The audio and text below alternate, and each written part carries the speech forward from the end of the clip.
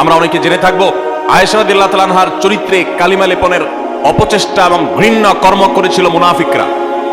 আল্লাহ রাব্বুল আলামিন তার পুততা, পবিত্রতা, তার সতীত্ব এবং তার ব্যাপারে যে মিথ্যা অপবাদ দেওয়া হয়েছে, সেই মিথ্যা অপবাদ এবং ষড়যন্ত্র সম্পর্কে কোরআনে কারিমে অনেকগুলো আয়াত নাজিল করেছেন। একজন নারী তার চরিত্রে কালিমা লেপন করার অপচেষ্টা যখন করেছে কিছু সমাজের ঘৃণ্য পুরুষেরা, মুনাফিকেরা, আল্লাহ রাব্বুল আলামিন তার চরিত্রের পুততা পবিত্রতা প্রকাশ করবার জন্য, ঘোষণা দেবার জন্য কোরআনে কারিমে অনেকগুলো আয়াত নাজিল করেছেন। একজন নারী হিসেবে, একজন মুসলিম মেয়ে হিসেবে এই ঘটনা নিশ্চয়ই আমাদের জন্য আনন্দদায়ক, এই ঘটনা নিশ্চয়ই আমাদের জন্য প্রেরণাদায়ক। কোরআনে কারিমে আল্লাহ রাব্বুল আলামিন ইব্রাহিম আলাইহিস সালামের স্ত্রী হাজরা এবং সারা আলাইহিমা সালাতু ওয়াস সালাম তাদের সম্পর্কে আল্লাহ রাব্বুল আলামিন আলোকপাত করেছেন। নাম সরাসরি উল্লেখ করেননি, কিন্তু আলোকপাত হয়েছে।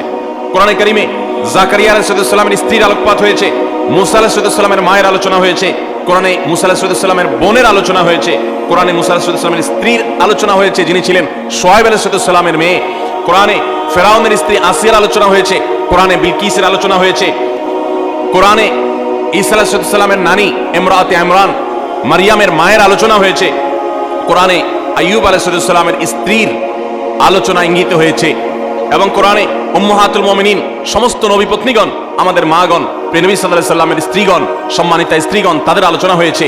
এবং আল্লাহ রাব্বুল আলামিন ঘোষণা দিয়েছেন যে আজওয়াজুহু উম্মাহাতুকুম, নবী সাল্লাল্লাহু আলাইহি সাল্লামের পত্নীগণ, ঈমানদার তোমাদের মা, তাদের আলোচনা হয়েছে। কোরআনে খাদিজা রাদিয়াল্লাহু তাআলা আনহা সম্পর্কে আল্লাহ রাব্বুল আলামিন ইঙ্গিত করেছেন একাধিক আয়াতে। কোরআনে হাফসা রাদিয়াল্লাহু তাআলা আনহা সম্পর্কে ইঙ্গিত রয়েছে সূরা তাহরিমে। কোরআনে কারিমে যায়েনাব বিনতে জাহাশ রাদিয়াল্লাহু তাআলা আনহা সম্পর্কে আলোচনা রয়েছে। কোরআনে আরো বহু নারীর সম্পর্কে আলোচনা হয়েছে। আমরা কোরআনে এত নারীর আলোচনা রয়েছে, এত নারীর ইতিহাস রয়েছে, গুরুত্বপূর্ণ দিক উঠে এসেছে, সেটা আমরা অনেক মুসলিমরাও জানি না। ভাইরা আমার, এর পাশাপাশি আল্লাহ রাব্বুল আলামিন কোরআনে কারিমে এমন কিছু নারীর উদাহরণ তুলে ধরেছেন যারা তাদের অবাধ্যতার কারণে, তাদের নাফরমানির কারণে, তাদের মন্দ স্বভাবের কারণে, তাদের কুফরির কারণে, তারা আল্লাহর অবাধ্য হওয়ার কারণে, তাদের খারাপ পথে চলে যাওয়ার কারণে তাদের করুণ পরিণতি আল্লাহর শাস্তির মুখোমুখি হতে হয়েছে, পৃথিবীর ইতিহাসে আস্থা করে নিক্ষিপ্ত হয়েছে। তাদের ইতিহাস আল্লাহ তাআলা তুলে ধরেছেন শুধুমাত্র আমার মা বোনদের জন্য, ঈমানদার মহিলাদের জন্য, তারা যেন সেখান থেকে শিক্ষা গ্রহণ করতে পারেন। ভাইরা আমার, কোরআনে কারিমের সূরা তাহরিম গুরুত্বপূর্ণ একটি সূরা রয়েছে। এই সূরা তাহরিমের শেষ তিনটি আয়াত 10, 11 এবং 12, এই তিনটি আয়াতে আল্লাহ রাব্বুল আলামিন চারজন নারীর দৃষ্টান্ত দিয়েছেন। চারজন নারীর দৃষ্টান্ত দিয়েছেন। এই চার নারীর মধ্যে দুজন ছিলেন আল্লাহর প্রিয় বান্দি, দুজন ছিলেন আল্লাহ তাআলার অনুগত, দুজন ছিলেন আল্লাহর একান্ত বান্দি, আল্লাহর প্রিয় মানুষ, আর দুজন নারী ছিলেন এমন যারা আল্লাহর অবাধ্যতায় লিপ্ত হয়েছেন, যারা আল্লাহর নাফরমানি করেছেন, যারা আল্লাহর প্রতি ঈমান আনে নাই, যারা কুফরি করেছে। আল্লাহ রাব্বুল আলামিন ভালো এবং মন্দ পাশাপাশি রেখে আমাদের সামনে উদাহরণ রেখে আমাদের মায়ের জাতিকে সেখান থেকে শিক্ষা গ্রহণ করার, তাদের করণীয় নির্ধারণ করার নির্ধারিত ঘোষণা এবং শিক্ষা দেওয়ার জন্য আল্লাহ তাআলা এগুলো উল্লেখ করেছেন। সূরা তাহরিমের এই 10 এবং 11, 12 শেষের তিনটা আয়াতের শুরুতেই আমরা দেখতে পাই আল্লাহ রাব্বুল আলামিন বলেছেন, দরাবাল্লাহু মাসালাল লিল্লাযিনা কাফারু ইমরাআতা নূহ ওয়া ইমরাআতা লূত। যারা কুফরি করেছে, পৃথিবীতে আল্লাহর প্রতি অবাধ্য হয়েছে, ইতিহাসের আস্থা করে নিক্ষিপ্ত হয়েছে, তাদের নাম নেয়ার মানুষও আজ পৃথিবীতে নাই। তাদের নাম উল্লেখ করা হলে সেটা ঘৃণা ভরে উল্লেখ করা হয়। করুণ পরিণতির মুখোমুখি তারা হয়েছে। আল্লাহর আযাব তাদের উভয়কে দুনিয়াতে ধ্বংস করেছে, সরাসরি আসমানি আযাব তাদেরকে স্পর্শ করেছে, এবং সেই আযাবের সাক্ষী এখনো রয়েছে পৃথিবীতে। রেড সি তার সাক্ষী। পৃথিবীতে আল্লাহ রাব্বুল আলামিন এখনো পর্যন্ত সেই আযাবের আলামত রেখে দিয়েছেন, এবং কোরআনে আল্লাহ ঘোষণা করেছেন আল্লাহর আযাবে ধ্বংস হওয়া জাতিদের জনপদগুলো ভ্রমণ করে তোমরা দেখো এবং শিক্ষা গ্রহণ করো। আমার মায়েরা, আমার বোনেরা, আল্লাহ রাব্বুল আলামিন সেরকম দুজন নারীর কথা বলেছেন। একজন হলেন নূহ আলাইহিস সালামের স্ত্রী, আরেকজন ছিলেন লূত আলাইহিস সালামের স্ত্রী। আল্লাহ তাআলা বলছেন কানাতা তাহতা আবদাইন, তারা দুজন নারী। অবাক করা বিষয় হলো তারা আল্লাহর নাফরমান ছিল, বেঈমান ছিল, কুফরিতে লিপ্ত ছিল, আল্লাহর প্রতি ঈমান আনে নাই, অথচ তারা দুজন নবীর স্ত্রী ছিলেন। নবীর ঘরে থেকেও তারা ঈমানদার হতে পারে নাই। এখান থেকে বোঝা যায় যে আমাদের সমাজে বহু আলেমের মেয়ে, বহু নেককার মানুষের মেয়ে, তাদের পরিবারের মেয়ে হয়ে অনেকে গর্ব করেন যে আমরা অমুক বংশের। এমনকি ছেলেদের বেলাও এই কথা প্রযোজ্য যে কোনো বংশ পরিচয় দিয়ে আল্লাহর কাছে কেউ কোনো মর্যাদা পাবে না কিয়ামতের দিন। আল্লাহর কাছে মর্যাদা পাবে বান্দার কর্ম দ্বারায়, তার বিশ্বাস দ্বারায়, তার আমল দ্বারায়। ইন্না আকরামাকুম ইনদাল্লাহি আতকাকুম, আমাদের মধ্যে কে বেশি মুত্তাকি আল্লাহ সেটা দেখবেন। একজন সাধারণ দিনমজুর, একজন সাধারণ রিক্সা চালকের মেয়ে আপনি, তার স্ত্রী আপনি, একজন সাধারণ মানুষের বোন আপনি, একজন সাধারণ মানুষের পরিবারের সদস্য আপনি আপনি যদি আল্লাহ ভীরু হন, আপনি যদি মুত্তাকি হন, আপনি যদি গুনাহ পরিহার করেন, হারাম পরিত্যাগ করেন, খারাপ বিষয় পরিহার করেন, আল্লাহর কাছে আপনি সবচেয়ে শ্রেষ্ঠ মানুষ, সবচেয়ে উত্তম মানুষ, সবচেয়ে কিয়ামতের ময়দানের ভিআইপি মানুষ হতে পারবেন। আর যদি পক্ষান্তরে আপনি অনেক বড় বংশ গরিমার অধিকারী হন, কিন্তু আপনার কর্ম ভালো না হয়, এই আয়াত প্রমাণ করছে, তাহলে আল্লাহর কাছে আপনার কোনো মর্যাদা থাকবে না, বরং শাস্তি আপনি এড়াতে পারবেন না।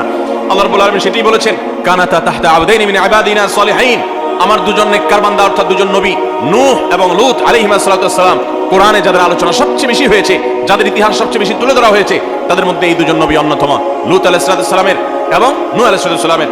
এরকম দুইজন আল্লাহ তাআলার নেককার বান্দা এবং আল্লাহর প্রিয় নবী, তাদের স্ত্রী ছিলেন ফাখানাতাহুমা, এরপরও তারা তাদের প্রতি ঈমান আনে নাই, তারা আল্লাহর অবাধ্য হয়েছে, নাফরমানি করেছে।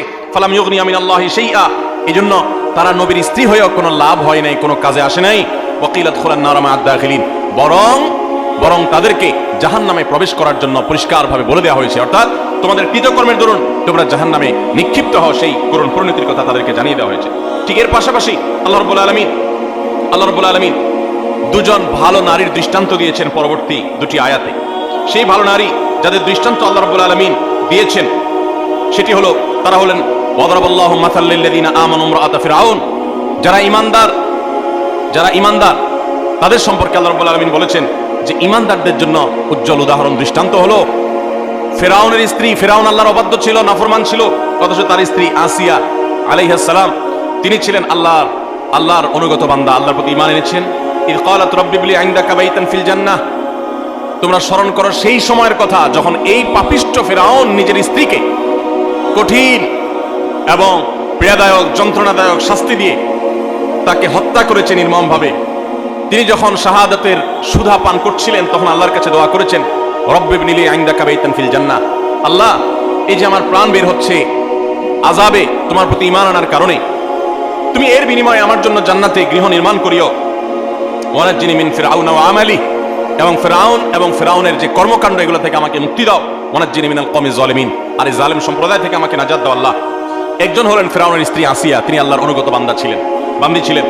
আরেকজনের কথা আল্লাহ বলছেন ওয়া মারইয়াম বিনতে ইমরান, আরেকজন নারীর দৃষ্টান্ত তোমাদের সামনে দিচ্ছি, নেককার নারীর দৃষ্টান্ত। তিনি হলেন ইমরানের স্ত্রী, ইমরানের মেয়ে মারিয়াম, ঈসা আলাইহিস সালামের মা, আল্লাতী আহসানাত ফারজাহা, যিনি তার চরিত্রকে হেফাজত করেছেন, তার চরিত্রে কোনো কালিমা লাগতে দেননি, কোনো গুনাহে লিপ্ত হননি, কোনো হারামে জড়াননি। তিনি পরিপূর্ণ পুত পবিত্র একজন নারী ছিলেন, সচ্চরিত্রবান একজন মানুষ ছিলেন। ফানাফাখনা ফীহি মির রূহিনা, তো আল্লাহ তাআলার রূহ, আল্লাহর বিশেষ অর্ডার তার কাছে এসেছে, যার ফলশ্রুতিতে ঈসা আলাইহিস সালামের মতো সন্তান বাবা ছাড়া সরাসরি আল্লাহর নির্দেশে অলৌকিকভাবে তিনি জন্ম দিয়েছেন। ওয়াসাদ্দাকাত বিকালিমাতি রাব্বিহা ওয়া কুতুবিহি ওয়া কানাত মিনাল কানিতিন, এবং তিনি আল্লাহ তাআলার অনুগত বান্দী ছিলেন, আল্লাহর কালিমাতকে তিনি বিশ্বাস করেছেন, আল্লাহর কিতাব, আসমানি কিতাবকে বিশ্বাস করেছেন, আল্লাহর অনুগত বান্দী ছিলেন। তাহলে এই তিনটি আয়াতে সূরা তাহরিমে আমরা চারজন নারীর দৃষ্টান্ত পেলাম গোটা দুনিয়ার সমস্ত নারীদের জন্য। এই চারজন নারীর দৃষ্টান্ত অনেক গুরুত্বপূর্ণ, শিক্ষণীয়। আমাদের উচিত, বিশেষ করে প্রত্যেক মুসলিম নারীর উচিত, সূরা তাহরিমের এই শেষ তিনটি আয়াতে যে চারজন নারীর দৃষ্টান্ত দেওয়া হয়েছে, সেই দৃষ্টান্তগুলো ভালো করে ব্যাখ্যা সহকারে পড়া, তাদের জীবনী সম্পর্কে জানা এবং তাদের কর্ম এবং কর্মফল সম্পর্কে অবগত হওয়া। এর ফলে আমরা ভালো হওয়ার প্রেরণা পাবো, মন্দ পথ থেকে বেঁচে থাকার প্রেরণা ইনশাআল্লাহ আমরা লাভ করতে পারবো। আল্লাহ রাব্বুল আলামিন আমাদের সকলকে এই সমস্ত কোরআনে কারীমের উজ্জ্বল উদাহরণগুলো, দৃষ্টান্তগুলো থেকে শিক্ষা গ্রহণ করার তৌফিক দান করুন। আমাদের মা বোনরা অনেকে কোরআনে কারীম সহি করে পড়তেও পারেন না, আবার অনেকে পড়তে পারেন কিন্তু তারা কোরআনে কারীমের অর্থ বোঝেন না, ব্যাখ্যা জানেন না, জানার আগ্রহ নেই, প্রচেষ্টা নেই। এটা খুবই দুঃখজনক একটি ব্যাপার, অত্যন্ত বেদনাদায়ক একটি অধ্যায়। কোরআন আল্লাহ তাআলা দিয়েছেন, আমার বোন, আপনাকে লক্ষ্য করে আল্লাহ তাআলা উদাহরণ দিয়েছেন। আপনার বয়স 30, 35, 40 হয়ে গেছে, অথচ আপনি একটিবারের জন্য সেটা খুলে দেখার, পড়ে দেখার প্রয়োজনীয়তা অনুভব করেন নাই। আপনি এটিকে জানার ফুরসতটুকু আপনার জীবনে পান নাই। কিয়ামতের ময়দানে কি নিয়ে আল্লাহর সামনে দাঁড়াবেন, কোন মুখে আল্লাহর কাছে জান্নাত আশা করবেন? এজন্য আমি আবারও আপনাদেরকে উদাত্ত আহ্বান করতে চাই, আমার মা বোনেরা, আপনারা সূরা তাহরিমের শেষ তিনটি আয়াত, আরো নারীদের সংশ্লিষ্ট যে সমস্ত বিষয় আসলে রয়েছে কোরআনে, এগুলো আপনারা জানার চেষ্টা করবেন। নবী সাল্লাল্লাহু আলাইহি ওয়াসাল্লামের হাদিসে যা বলা হয়েছে সেগুলো জানার চেষ্টা করবেন। আল্লাহ তাআলা আমাদের সকলকে ঈমানদার, আল্লাহর অনুগত যে সমস্ত বান্দীরা ছিলেন, আমাদের মা বোনদেরকে তাদের অনুসরণ অনুকরণ করার তৌফিক দান করুন, এবং যারা আল্লাহর নাফরমানিতে লিপ্ত হয়েছে, অবাধ্যতা লিপ্ত হয়েছে, তাদের জীবনী, তাদের কর্ম এবং কর্মফল থেকে শিক্ষা গ্রহণ করে আল্লাহর নাফরমানি থেকে, হারাম কাজ থেকে, অন্যায় অশ্লীলতা থেকে আল্লাহ তাআলা আমাদেরকে বেঁচে থাকার তৌফিক দান করুন। ভাইরা আমার, কোরআনে কারীমের নারীদের যে আলোচনা রয়েছে শুধু কোরআনেই নেই, নবী সাল্লাল্লাহু আলাইহি ওয়াসাল্লামের হাদিসেও আমরা দেখতে পারি যে নারীদের জন্য কত আলোচনা রয়েছে। আমরা কোরআন এবং হাদিসে নারীদের এমন 11টি বিশেষ বৈশিষ্ট্যের কথা উল্লেখ করতে চাই আজ, যে বৈশিষ্ট্যের কথা একজন মুসলিম নারী হিসাবে গর্বিত হওয়ার জন্য যথেষ্ট। আপনি নারী হিসাবে জন্ম লাভ করার জন্য আনন্দিত হতে হলে এই 11টি বৈশিষ্ট্য এটার দিকে দেখাটাই যথেষ্ট। নারী জন্মের আনন্দ আপনি অনুভব করবেন শুধুমাত্র এই 11টি পয়েন্ট আপনি জানতে পারলে। আমরা অনেক মা বোনরা আছি, তারা জানি না। আমি আবারও বলছি, নারী অধিকারের নামে, নারী মুক্তির নামে, নারী স্বাধীনতার নামে, নানা মুখরোচক স্লোগানের নামে অনেক মুসলিম বোনদেরকে, মুসলিম মেয়েদেরকে আজ ভুল পথে পরিচালিত করা হচ্ছে। যারা পরিচালিত করছে তাদের সে সমস্ত কথায় পা দিয়ে যারা ইতোমধ্যে আল্লাহর অবাধ্যতায় লিপ্ত হয়েছেন, নাফরমানিতে লিপ্ত হয়েছেন, গুনাহের জগতে পা দিয়েছেন, তারা একটা পর্যায়ে তাদের জীবন ধ্বংস হয়ে যাওয়া, তাদের জীবনে হারিয়ে যাওয়া সম্পদ সম্পর্কে তাদের অনুভূতি, উপলব্ধি জাগ্রত হয়েছে এবং তারা ফিরে এসেছেন। বিশেষ করে পশ্চিমা দুনিয়াতে আমরা তাকালে দেখতে পাই যে পশ্চিমা দুনিয়াতে অহরহ মুসলিম মেয়েরা, অমুসলিম মেয়েরা তারা দলে দলে ইসলামে আসছে এবং সে সমস্ত দেশগুলোতে সবচেয়ে বেশি ইসলাম গ্রহণ করছে নারীরা, পুরুষদের তুলনায় বেশি ইসলাম গ্রহণ করছে তারা। তার কারণ মা বোনরা বুঝতে পারছেন, তারা দেখতে পাচ্ছেন সেখানে যে কিভাবে তাদেরকে ভুল পথে পরিচালিত করা হয়েছে। ইসলামের সুমহান আদর্শ তাদেরকে কত বেশি সম্মানিত করেছে। আসুন আমরা জেনে নেই নারী জন্মের আনন্দ হতে পারে এরকম 11টি পয়েন্ট কি আছে কোরআন এবং হাদিসে, যে বৈশিষ্ট্যগুলো একজন মুসলিম নারী হিসেবে আপনাকে গর্বিত করবে, আপনাকে আনন্দিত করবে, আপনাকে অনুপ্রাণিত করবে, আপনাকে উৎসাহিত করবে, আপনাকে আল্লাহর অনুগত বান্দী হতে সাহায্য করবে। নাম্বার 1, আমরা অনেকেই জানি হয়তো, আবার অনেকের অজানাও থাকতে পারে যে ইসলাম সর্বপ্রথম গ্রহণ করেছেন একজন নারী। আমাদের প্রিয় নবী সাল্লাল্লাহু আলাইহি ওয়াসাল্লামের প্রতি আল্লাহ তাআলা যখন ওহী প্রেরণ করলেন, তার সেই ওহীর প্রতি বিশ্বাস করেছেন সর্বপ্রথম একজন নারী। তার নাম কি? খাদিজা রাদিয়াল্লাহু তাআলা আনহা।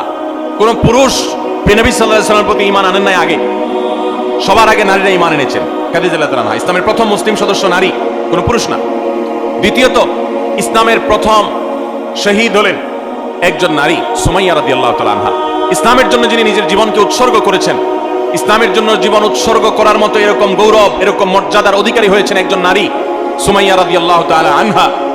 ভাইরা আমার, আমাদের মুসলিম মেয়েদের আনন্দিত হওয়ার জন্য, তাদের আল্লাহর কাছে কৃতজ্ঞতা প্রকাশ করবার জন্য এই একটি পয়েন্ট যথেষ্ট, যে ইসলামের জন্য পৃথিবীতে যুগ যুগ ধরে পুরুষরাই সবচেয়ে বেশি তাদের আত্মত্যাগ করেছেন, শাহাদাত বরণ করেছেন, জীবন দিয়েছেন, কিন্তু এর সূচনা করেছেন একজন নারী, এর শুরুটা করেছেন একজন নারী।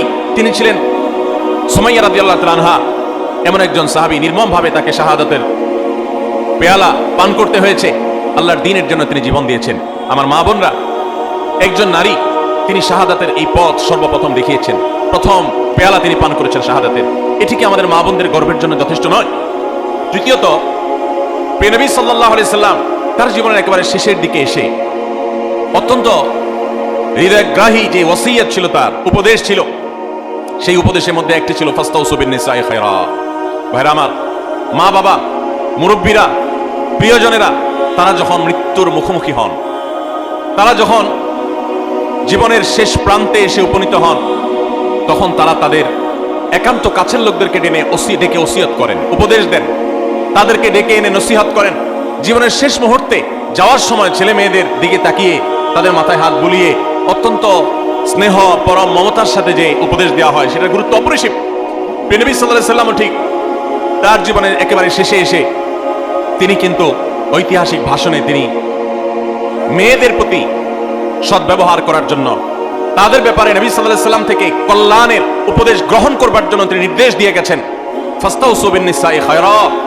হে দুনিয়ার মানুষ, তোমরা মেয়েদের ব্যাপারে কল্যাণের আচরণ, ভালো আচরণ করার ব্যাপারে আমার কাছ থেকে উপদেশ গ্রহণ করো, আমি তোমাদের ওসিয়ত করে গেলাম। নবী সাল্লাল্লাহু আলাইহি ওয়াসাল্লাম এরকম হৃদয়গ্রাহী ভাষায় মা বোনদের ব্যাপারে সাবধান সতর্ক করে গেছেন। তার জীবনের শেষ সতর্ক বাণীগুলোর মধ্যে থেকে একটি, যে নারীদের ব্যাপারে তোমরা আমার কাছ থেকে উপদেশ গ্রহণ করো, কল্যাণ, তাদের সাথে তোমরা কল্যাণের আচরণ করবে, তাদের কল্যাণ কামী হবে, সুন্দর আচরণ করবে, তাদের কোনো কষ্ট দিবে না। অর্থাৎ এই মর্মে আমি তোমাদেরকে ওসিয়ত করে যাচ্ছি, আমার এই ওসিয়তকে তোমরা মেনে চলবে। মায়েদের আনন্দের একটা বিষয় এটি, তাদের গর্ব করার মতো একটি বিষয় এটি, যে প্রিয় নবী সাল্লাল্লাহু আলাইহি ওয়াসাল্লাম জীবনের শেষ ওসিয়তগুলোর মধ্যে থেকে একটি ছিল আমাদের ব্যাপারে যেন সবাই সজাগ থাকে, সুন্দর দৃষ্টি রাখে। নাম্বার 4, আমরা জানি যে কোরআনে কারিমে আল্লাহ রাব্বুল আলামিন নারীদের সূরা নামে সূরা রেখেছেন, পুরুষদের সূরা এরকম নামে, অর্থাৎ পুরুষদের সংশ্লিষ্ট সূরা বলতে আলাদা কোনো সূরা রাখেন নাই। শুধু তাই নয়, কোরআন কারীমের সবচেয়ে বড় দীর্ঘ আয়াতনের গুরুত্বপূর্ণ সূরা হলো সূরাতুন নিসা। এই সূরাতুন নিসা আল্লাহ তাআলা নারীদের নামে নামকরণ করেছেন। সেখানে নারীদের সমস্ত অধিকারগুলো, তাদের বিধিবিধানগুলো, তাদের মর্যাদা, তাদের করণীয়, তাদের জন্য মোটিভেশন আল্লাহ তাআলা সেখানে রেখেছেন। শুধু সূরা নিসাই নয়, কোরআনে কারীমে আল্লাহ রাব্বুল আলামিন সূরা নিসার পাশে সূরা তাহরিম, সূরা তালাক, সূরা মুজাদালা, অনেকগুলো সূরা নারীদের জন্য, নারীদের বিধিবিধান সংশ্লিষ্ট বিষয়গুলোর জন্য আল্লাহ তাআলা নাযিল করেছেন। এগুলো এক একটা 2 পৃষ্ঠা 4 পৃষ্ঠার সূরা, আর সূরা নিসা তো বহু পৃষ্ঠা সম্বলিত সূরা। কোরআনে কারীমে 25 জন নবী রাসূলের আলোচনা যেরকম রয়েছে, ঠিক একইভাবে 20-25 জন মহিয়সী নারীর আলোচনা কোরআনে রয়েছে। কোরআনে আল্লাহ রাব্বুল আলামিন এতগুলো নারীর আলোচনা বিভিন্ন প্রসঙ্গে যে ইঙ্গিত করেছেন, আলোচনা করেছেন, এখান থেকে মাতৃজাতির প্রতি যে মর্যাদা রয়েছে সেটি ইসলামে যে মর্যাদা রয়েছে সেটি প্রকাশিত হয়। নারী হিসাবে আনন্দিত হওয়ার জন্য এই পয়েন্টটা কি যথেষ্ট নয় যে কোরআন তাদেরকে এত গুরুত্ব দিয়েছে, এত মর্যাদা দিয়েছে? সময় উপস্থিতি 5 নম্বর, নবী সাল্লাল্লাহু আলাইহি সাল্লামের ঐতিহাসিক বক্তব্য, ঐতিহাসিক হাদিস রয়েছে, আপনারা অনেকে জানেন। তিনি বলেছেন, খায়রুকুম লি আহলি ওয়া আনা খায়রুকুম লি আহলি।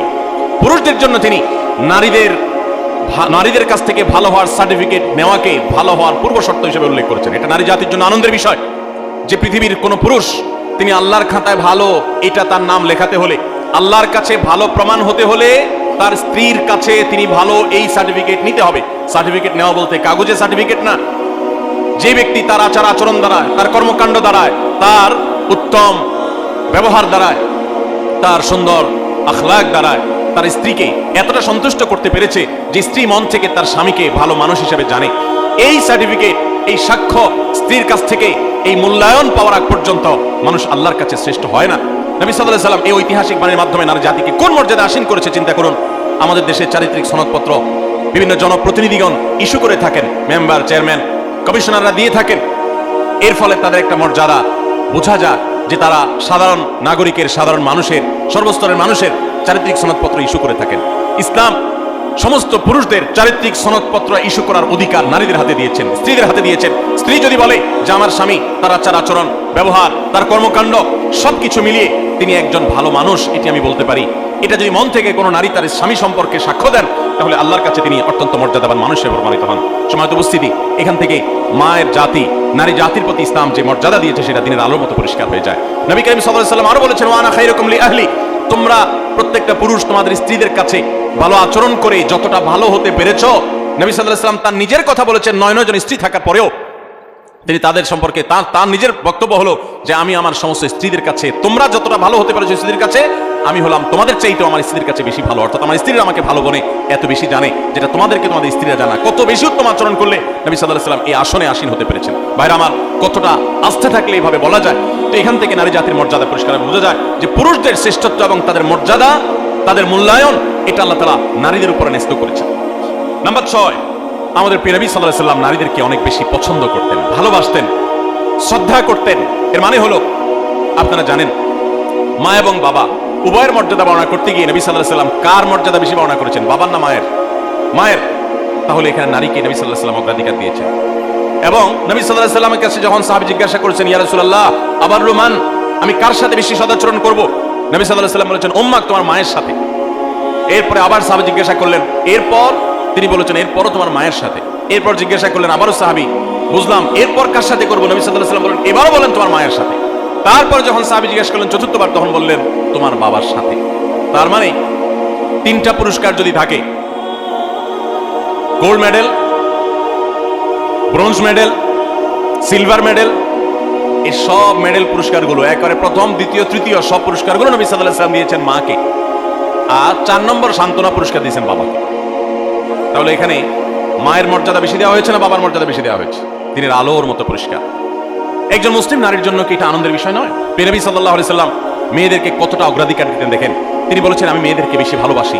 এর মানে মা এবং বাবার মধ্যে যখন কম্পেয়ার করা হয়, তুলনা করা হয়, তখন মাকে তিনি বেশি পছন্দ করতেন বাবার তুলনায়। এবং ভাই এবং বোনের মধ্যে যখন কম্পেয়ার করা হয়, তখন বোনের প্রতি বেশি। এবং ছেলে এবং মেয়ের মধ্যে যখন কম্পেয়ার করা হয়, তখন নবী আলাইহিস সালাম মেয়ের প্রতি টান বেশি ছিল। এই ছিল নবী সাল্লাল্লাহু আলাইহি সাল্লামের মেয়ে জাতির প্রতি, নারী জাতির প্রতি, মাতৃজাতির প্রতি তার মহানুভবতা, তার ভালোবাসা, তার আন্তরিকতা, তার স্নেহ মমতা।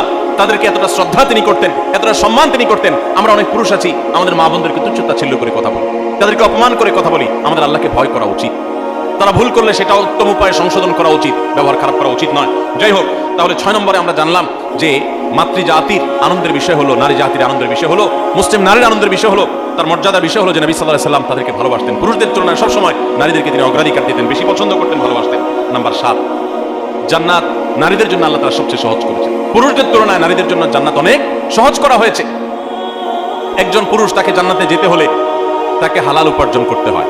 আর ইসলাম উপার্জনের কোনো দায় দায়িত্ব মেয়েদের উপরে চাপান নাই। যতদিন বিয়ে না হবে তিনি বাবার দায়িত্বে থাকবেন। যখন বিয়ে হয়ে যাবে স্বামীর দায়িত্বে চলে যাবেন, স্বামী মারা যাবে ছেলেদের দায়িত্বে চলে যাবেন, ভাইদের দায়িত্বে চলে যাবেন। কিন্তু নারী, তাকে তার নিজের ভরণ পোষণের জন্য ইসলাম বলে নাই স্ট্রাগল করতে, বরং তার জন্য পুরুষরা স্ট্রাগল করতে বাধ্য। আর পুরুষরা যখন স্ট্রাগল করতে যায়, উপার্জন করতে যায়, কামাই রোজগার করতে যায়, তখন তার হালাল হারাম বাজ বিচার করতে হয়। কাজটা কিন্তু সহজ না। হারাম থেকে বেঁচে থেকে আবার পয়সা করে কামাই করে এনে পরিবারের ভরণ পোষণের ব্যবস্থা করা, এটা খুব সহজ কাজ না। এই জন্য পুরুষকে জান্নাতে যেতে হলে শুধু 5 ওয়াক্ত নামাজ পড়লে, রমজান রোজা রাখলে এবং মৌলিক কিছু কাজ করলেই যথেষ্ট হয় না, তাকে হালাল উপার্জন করতে হয়, হারাম থেকে বাঁচতে হয়। নারীর জন্য এই সমস্ত হ্যাসেল নাই, তাদের জন্য অনেক সহজ। নবী করিম সাল্লাল্লাহু আলাইহি ওয়াসাল্লাম বলেছেন, ইদা সাল্লাতিল মারআতু খামসাহা ওয়া সামাত শাহরাহা ওয়া আতাআত যাওজাহা ওয়া হাফিজাত ফারজাহা।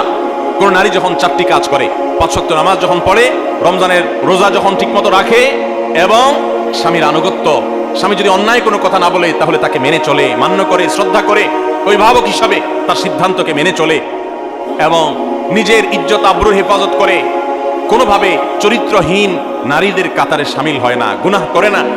সেটা ইমোতে হোক, সেটা সোশ্যাল মিডিয়াতে হোক, মেসেঞ্জারে হোক, ফেসবুকে হোক, ইউটিউবে হোক, অনলাইনে হোক, অফলাইনে হোক, বিবাহ বহির্ভূত সম্পর্কের মাধ্যমে হোক, কোনোভাবে নিজের চরিত্রকে নষ্ট করে না। এই নারী আল্লাহ রাব্বুল আলামিন তাকে জান্নাতের যে কোনো দুয়ার দিয়ে প্রবেশ করার সুযোগ দান করবে। ভাইরা আমার, এই যে মর্যাদা দেওয়া হলো, জান্নাতে প্রবেশ করা তাদের জন্য সহজ করে দেওয়া হয়েছে। 4টি আমল তাদেরকে জান্নাতে যেতে সাহায্য করবে। আর পুরুষ তাকে অনেক স্ট্রাগল করে তারপরে তাকে জান্নাতে যেতে হয়। এটা নারী জাতির জন্য আনন্দের বিষয়। নাম্বার 8, মেয়েরা যদি হজ করে তাহলে তাদের সেই হজ জেহাদের সমতুল্য। পুরুষ হজ করলে হজের সওয়াব পাবে, বাস এটুকু। একজন নারী যখন হজ করেন তখন তিনি পুরুষদের মতো হজের সওয়াব তো পাবেনই, পাশাপাশি ইসলাম তাকে জেহাদে শামিল হয়ে পুরুষ যেরকম মর্যাদা পায়, হজ করার মাধ্যমে নারীকে সেই মর্যাদা দেয়। হজ্জুহুন্না জিহাদ। নবী সাল্লাল্লাহু আলাইহি সাল্লাম তাদের নারীদের হজকে জিহাদের সাথে তুলনা করেছে। এটা তাদের মর্যাদার ব্যাপার, এটা তাদের জন্য স্পেশাল। ঠিক একইভাবে নম্বর 9, নারীরা যদি কোনো সন্তানদেরকে সুন্দরভাবে জন্মদানের পর লালন পালন করে, বিশেষ করে জন্মদান করতে গিয়ে যদি কোনো নারী মৃত্যুবরণ করেন তাহলে তাকে শাহাদাতের মর্যাদা দেওয়ার কথা বলা হয়েছে। এবং তারা যদি নিজেদের সন্তানকে সুন্দরভাবে লালন পালন করেন তার জন্য জান্নাতের গ্যারান্টির কথা বলা হয়েছে। সন্তান লালন পালন করা আলাদা ইবাদত, আলাদা মর্যাদার বিষয়, সন্তান জন্ম দেওয়া আলাদা ইবাদতের বিষয় তাদের জন্য। নাম্বার 10, যদি দুনিয়ার কোনো মানুষ, কোনো পুরুষ যদি কোনো নারী জন্ম দেয় এবং কোনো মেয়ে জন্ম দেওয়ার পর সেই মেয়েকে যদি উত্তমভাবে লালন পালন করে, তাকে সুপাত্রস্থ করে, তার ভরণ পোষণ ব্যবস্থা করে, তার প্রতি সদাচরণ করে, মেয়ে হিসাবে তাকে তুচ্ছতাচ্ছিল্য না করে, ছোট না করে, তার হক নষ্ট না করে, এরকম যদি নারীদের সাথে সুন্দর আচরণ করে, তো আল্লাহ রাব্বুল আলামিন ওই পুরুষদের জন্য জান্নাতের গ্যারান্টি দিয়েছেন। জান্নাতের গ্যারান্টি দিয়েছেন, নিরাপত্তা নিয়েছেন, তিনি নিরাপত্তা দিয়েছেন, জান্নাতের ওয়াদা করেছেন। নবী সাল্লাল্লাহু আলাইহি সাল্লাম কথা দিয়েছেন যে পুরুষরা 2টি মেয়ে সন্তান জন্ম দিবে এবং তাদের সাথে উত্তম আচরণ করবে, ব্যবহার করবে, তাদের হক আদায় করবে। নবী করিম সাল্লাল্লাহু আলাইহি সাল্লাম তাদের জান্নাতের জিম্মাদারি নিয়েছেন, জান্নাতের দায়িত্ব নিয়েছেন। এবং অন্য আরেকটি হাদিসে আছে নবী সাল্লাল্লাহু আলাইহি সাল্লাম জান্নাতে তার সাথে থাকার সৌভাগ্য হবে বলেছেন যদি কেউ তার 2টি বোন অথবা 2টি মেয়েকে সুন্দরভাবে, উত্তমভাবে তাদের সাথে আচার আচরণ করে, ব্যবহার করে, তাদের হক আদায় করে, কোনো ক্ষেত্রে ত্রুটি না করে, যত্ন করে, তাহলে সে ব্যক্তি শুধু জান্নাতে যাবে তা নয়, নবী সাল্লাল্লাহু আলাইহি সাল্লামের সাথে জান্নাতে থাকতে পারবে। ভাইরা আমার, কোরআন এবং হাদিসের কোথাও আমি আজও পর্যন্ত পাই নাই 1 ডজন ছেলে জন্ম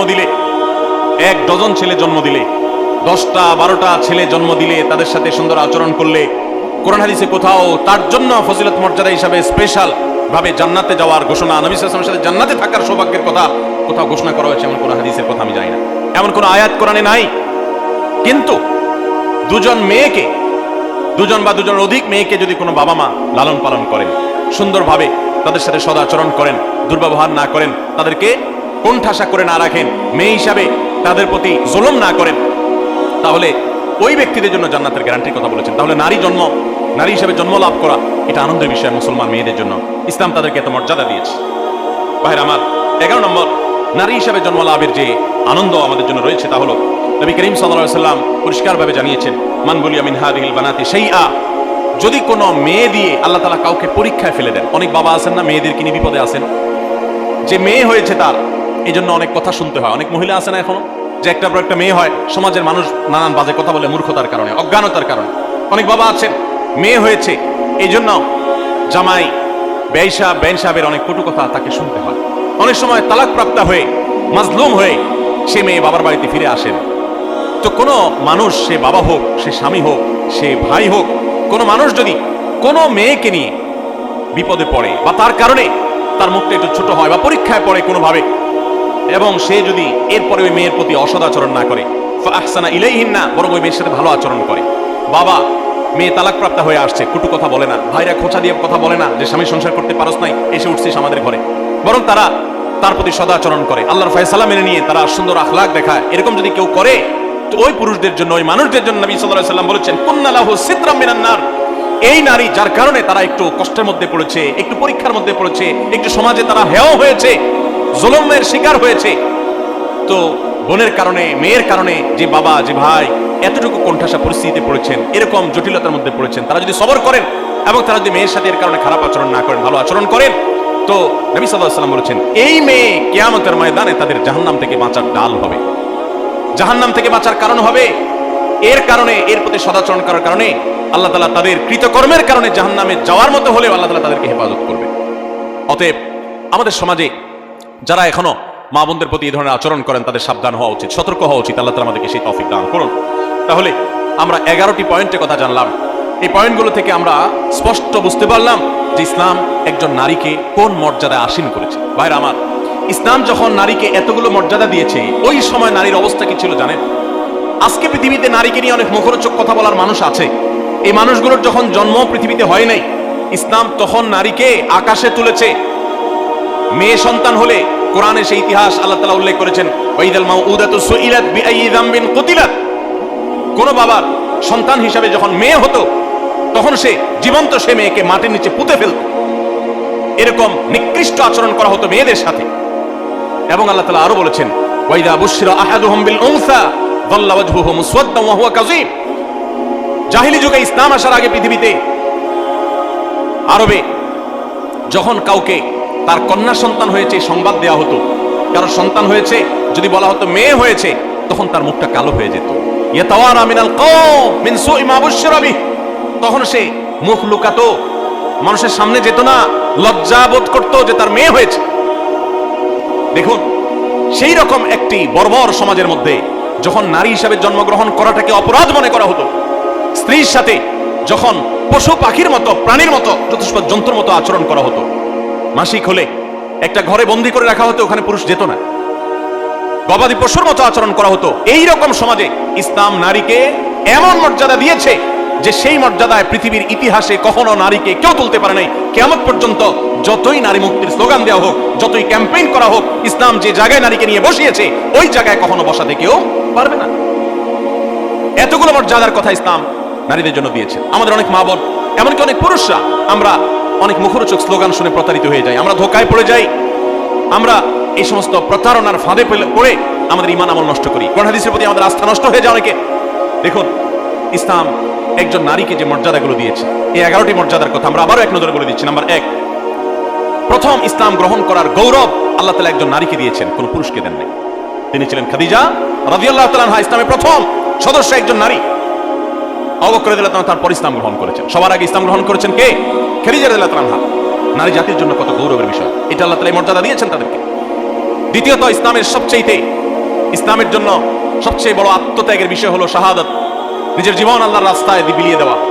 ইসলামের জন্য সর্বপ্রথম জীবন বিলিয়ে দেওয়ার এই মর্যাদা, এই গৌরব আল্লাহ তাআলা দিয়েছেন একজন নারীকে, তিনি ছিলেন সুমাইয়া রাদিয়াল্লাহু তাআলা আনহা।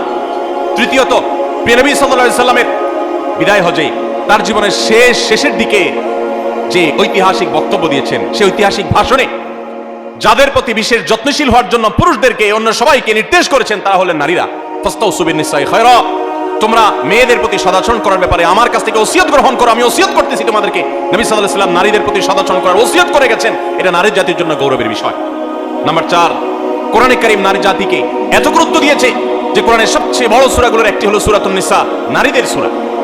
সূরা নাযিল করেছেন আল্লাহ তাআলা নারীদের সূরা বলে। পুরুষদের সূরা বলতে সূরাতুর রিজাল বলতে কোনো সূরা নাই, নারীদের সূরা বলতে সূরা আছে। শুধু তাই নয়, কোরআনে কারীমে এই সূরায় যেরকম নারীদের অধিকার, তাদের জন্য উপদেশ, তাদের প্রতি অন্যদের কর্তব্য, তাদের সংশ্লিষ্ট বিধিবিধান আলোকপাত করেছে, ঠিক একইভাবে কোরআনে কারীমে আরো অনেকগুলো গুরুত্বপূর্ণ সূরা, কয়েক পৃষ্ঠাব্যাপী যে সমস্ত সূরা রয়েছে, সূরা তাহরিম, সূরা তালাক, সূরা মুজাদালা, নারীদের জন্য উল্লেখ করেছেন। কোরআনে 25 জন নবী রাসূলের যেরকম আল্লাহ তাআলা আলোচনা করেছেন, 20-25 জন মহিষী নারীর আলোচনা করেছেন। মারিয়ামের আলোচনা, আয়েশার আলোচনা, সারা হাজের আলোচনা, জাকারিয়ার স্ত্রীর আলোচনা, মুসা ইসলামের মায়ের আলোচনা, মুসা ইসলামের স্ত্রী শোয়েব ইসলামের মেয়ের আলোচনা, মুসা ইসলামের বোনের আলোচনা, উম্মাহাতুল মুমিনিনের আলোচনা, নবীদের আলোচনা, বিলকিসের আলোচনা, ফেরাউনের স্ত্রী আসিয়ার আলোচনা, ইমরানের স্ত্রী তার আলোচনা, ঈসা ইসলামের নানী ঈসা ইসলাম মারিয়ামের আলোচনা, এবং আইয়ুব আলাইহিস সালামের স্ত্রীর আলোচনা, এবং খাদিজা রাদিয়াল্লাহু তাআলার আলোচনা, আয়েশা রাদিয়াল্লাহু তাআলার আলোচনা, হাফসার আলোচনা, যারা বিনতে জাহাশ রাদিয়াল্লাহু তাআলা আনহুন্না তাদের আলোচনা, এরকম আর অনেক নেককার মহিষী নারী আলোচনা কোরআন উল্লেখ করেছেন। এ থেকে কোরআন যে নারীদের মর্যাদা সেটি বোঝা যায়। নাম্বার 5, নবী সাল্লাল্লাহু আলাইহি ওয়াসাল্লাম বলেছেন, তোমাদের মধ্যে সবচেয়ে উত্তম সে যে ব্যক্তি তার স্ত্রীর কাছে ভালো হতে পেরেছে, যার স্ত্রী তার ব্যাপারে সাক্ষ্য দেয় যে আমার স্বামী একজন আসলে আপাতমস্তক ভালো মানুষ, ভেতর থেকে সাক্ষ্য যে নিতে পারে, এই মূল্যায়ন যে নিতে পারে, সেই হলো প্রকৃত অর্থে ভালো মানুষ। নারীদের কাছে পুরুষদের মর্যাদার মূল্যায়নের চাবিকাঠি এবং সুইচ নবী সাল্লাল্লাহু আলাইহি ওয়াসাল্লাম তাদের হাতে দিয়ে দিয়েছেন। কত বড় মর্যাদার বিষয়টি তাদের জন্য। নাম্বার 6, নবী সাল্লাল্লাহু আলাইহি ওয়াসাল্লাম সবসময় নারীদেরকে বেশি অগ্রাধিকার দিতেন, পুরুষের তুলনায় বেশি পছন্দ করতেন, ভালোবাসা দিতেন, স্নেহ মমতা দিতেন। এই জন্য মেয়েদের প্রতি তার ভালোবাসা ছিল অনেক বেশি। শুধু তিনি নন, ইমাম মালিক রাহমাতুল্লাহ বলেছেন, আল আম্বিয়া ওয়া আবুল বানাত, নবীগণ হলেন মেয়েদের বাবা। বেশিরভাগ নবীদেরকে আল্লাহ তাআলা মেয়ে সন্তান বেশি দিয়েছেন, এটা তাদের জন্য গৌরবের। এবং এখান থেকে আমাদের শিক্ষার বিষয় রয়েছে। এবং নবী সাল্লাল্লাহু আলাইহি ওয়াসাল্লাম মা এবং বাবার মধ্যে বাবাকে অগ্রাধিকার দিতেন, এবং মেয়ের মধ্যে মেয়েদেরকে বেশি ভালোবাসতেন। এটা তার সুন্নাহ ছিল, এটা তার অভ্যাস ছিল, তিনি বেশি পছন্দ করতেন তাদেরকে। এটা নারীদের জন্য আনন্দের বিষয়। নাম্বার 7, জান্নাত মেয়েদের জন্য যাওয়া অনেক সহজ, অনেক সহজ। মেয়েরা যদি 5 ওয়াক্ত নামাজ পড়ে, রমজান রোজা রাখে, স্বামীর আনুগত্য করে চলে, কোনো অধ্যত্ব দেখায় না, এবং নিজের চরিত্রের হেফাজত করে, তাদের জন্য জান্নাতে যাওয়া সহজ হয়। পুরুষদের মতো হালাল হারাম মেনটেন করে, তারপর সেগুলো লক্ষ্য রেখে তারপর উপার্জন করার মতো আর অনেক স্ট্রাগল করে তাদেরকে উপার্জন করতে হয় না। হালাল হারাম উপার্জন করতে গিয়ে পুরুষরা মানুষকে গালি দিয়ে হারাম কামাই করে জাহান্নামে যেতে হয়, মানুষের সাথে মারামারিতে লিপ্ত হতে হয়, অনেক কঠিন পরিস্থিতির মুখোমুখি হতে হয়। এসব হ্যাসেল মেয়েদের জন্য নয়। বরং কোন নারী তিনি যদি সন্তান জন্ম দিতে গিয়ে যদি তিনি মৃত্যুবরণ করেন, তাকে শাহাদাতের মর্যাদা দেওয়া হয়। তাদের জান্নাতে যাওয়ার পথ তুলনামূলকভাবে অনেক সুগম।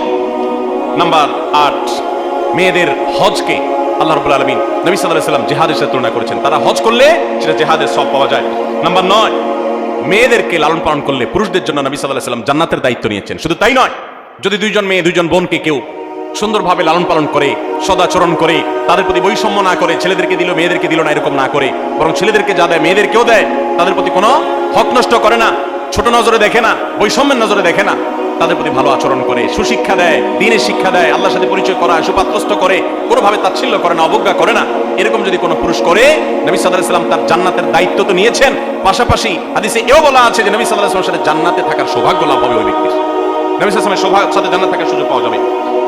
নাম্বার 10 আর 11 নম্বর এবং সর্বশেষ পয়েন্ট হলো, যে ব্যক্তি তার পরিবারের কোন মেয়ের কারণে তার মুখটা ছোট হয়, বিপদে পড়ে, তালাকপ্রাপ্ত হয়েছে, জুলুম করা হয়েছে, এবং সমাজে তার মুখটা ছোট হয়েছে, সমাজের মানুষ অজ্ঞানতার কারণে, মূর্খতার কারণে তাকে নানান কটু কথা শোনায়, অথবা মেয়েদের ভরণ পোষণ তারপর বর্তাইছে কোনো কারণে, তালাক হয়ে গেছে, তখন মা, বাপ, ভাই, যারা পুরুষ সদস্য আছেন বা অন্য নারী সদস্য আছেন, সবাই যদি সেই মেয়ের সেই কষ্টের কারণে, মেয়ের কারণে, কষ্টের কারণে বা কোনো প্রকার জটিল পরিস্থিতি পড়ার কারণে যদি সবর করে ধৈর্য ধারণ করে, নবী করিম সাল্লাল্লাহু আলাইহি ওয়াসাল্লাম বলেছেন, কুন্না লাহু সিতরাম মিনান নার, তাহলে এই ব্যক্তির জন্য, এই মেয়েরা আল্লাহর কাছে কিয়ামতের দিন জাহান্নাম থেকে মুক্তির কারণ হবে। এত মর্যাদা ইসলাম নারীদেরকে দিয়েছে। ভাইরা আমার, এই বিষয়ে একজন মুসলিম নারী হিসেবে আমাদের আল্লাহর কাছে শুকরিয়া আদায় করা উচিত, আল্লাহর আনুগত্য করা উচিত, আল্লাহর গোলামি করা উচিত, আল্লাহর দাসত্ব করা উচিত, আল্লাহর হুকুমগুলো মেনে চলা উচিত। আল্লাহ তাআলা আমাদের সবাইকে সেই তৌফিক দান করুন। একজন মুসলিম নারী হিসেবে জন্ম লাভ করার আনন্দের 11টি পয়েন্ট, 11টি কারণ এবং আনন্দিত হওয়ার 11টি উপলক্ষের কথা আমি তুলে ধরেছি। আরো বহু পয়েন্ট আছে, কোরআন হাদিস ঘাটলে আপনি দেখবেন ইসলাম কোথায় নিয়ে গেছে নারীকে। আমি আবারও বলছি, এখন নারীদের পক্ষে অনেক লম্বা লম্বা কথা বলার মানুষ পাওয়া যায়। বেশিরভাগ যারা নারীদের অধিকার নিয়ে কথা বলে, এদের বেশিরভাগের উদ্দেশ্যই অসৎ, পদ্ধতি ত্রুটিপূর্ণ। নারীদের অধিকার দিতে গিয়ে তাদেরকে রাস্তার বাহির করে ফেলে, তাদেরকে বিপদগামী করে ফেলে। দেখুন, যারা নারীদেরকে অধিকার দেওয়ার কথা বলে, তাদের বাইরে চাকরি বাকরি ইত্যাদির বন্দোবস্ত হওয়ার পক্ষে স্লোগান দেয়, কথা বলে, মনে হয় যে তারা নারীদের উপার্জনের ব্যাপারে সিরিয়াস। তারা দেখবেন যুবতী নারীদের চাকরি দেওয়ার ব্যাপারে সিরিয়াস। যে সমস্ত নারীরা রিটায়ারমেন্টে চলে গেছেন, বিদ্যা হয়ে গেছেন, তাদের দেখার কেউ নেই, এদের জন্য দেখবেন চাকরির পথ এরকম সুগম তারা করতে চায় না, বেছে বেছে তারা ইয়াং মেয়েদের চাকরি দিতে চায়। এখান থেকে তাদের উদ্দেশ্যের অসততা পরিষ্কারভাবে বোঝা